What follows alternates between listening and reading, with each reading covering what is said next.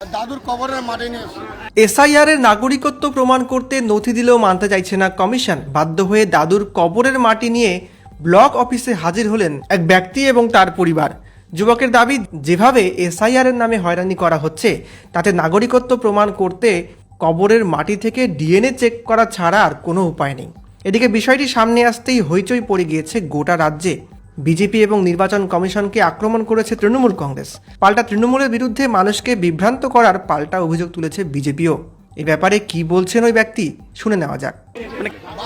বারবার দাদা হয়রানি করছে, হয়রানি বলে এইরকম তো চেক হচ্ছে না। আমার দাদুর ডিএনএ চেক করা হোক, এই মাটিটা নিয়ে ডিএনএ চেক করা হোক, আমার দাদুর মাটিটা কবরের মাটি আছে, কবরের মাটিটা আনে চেক করা হোক, ডিএনএ চেক করা হোক। ভোট কমিশনকে বলছে এরকম তো আমাদের কাগজপত্র বুঝতে পারবে না। আমার দাদু বাংলাদেশি না এখানে ইন্ডিয়ার আছে না পাকিস্তানের আছে, এই কবরের মাটিটা চেক করলে তো বোঝানো যাবে তো কোথাকার আছে ওর দাদু। বলছি নোটিশ আসছে, বারবার নোটিশ আসছে, তো কিছু বলছে না, এরা ইস্যু দিচ্ছে না, রিসিভও দিচ্ছে না। কি করে বুঝবো আমার ভোটের নাম থাকবে কি থাকবে না? কোনো রিসিভে দিচ্ছে না। স্যার লাইনে প্রচুর লাইন আছে, আমার মা বোনরা সব ডেলিভারি পিকনিকে আছে, সব দিনে বারবার হয়রান হচ্ছে, পেরেশান হচ্ছে।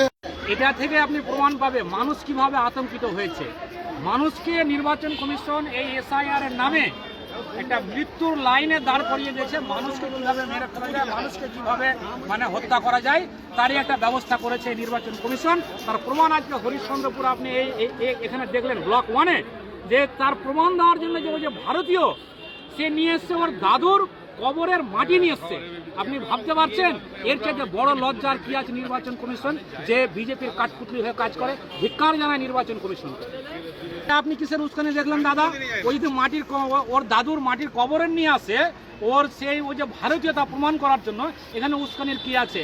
একটা ভিত্তিহীন অভিযোগ। বিজেপি 2026-এ লড়াই করার কোনো ওদের অজুহাত কোনো ওদের উন্নয়নের মূলক কোনো কাজ নেই।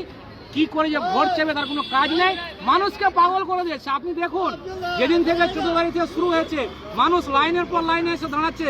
সকাল 8টায় আসছে, সন্ধ্যা আপনার 6টার পরে যাচ্ছে। মানুষকে এই যে বিপদে ফেলেছে, এর উত্তর নির্বাচন কমিশনকে দিতে হবে। আর একটা কথা, বিজেপি যেভাবে ভোট করার চেষ্টা করছে, ভোট কিন্তু নির্বাচন কমিশন দিবে না। ভোটের সময় ভোট দিবে কারা? সাধারণ মানুষ।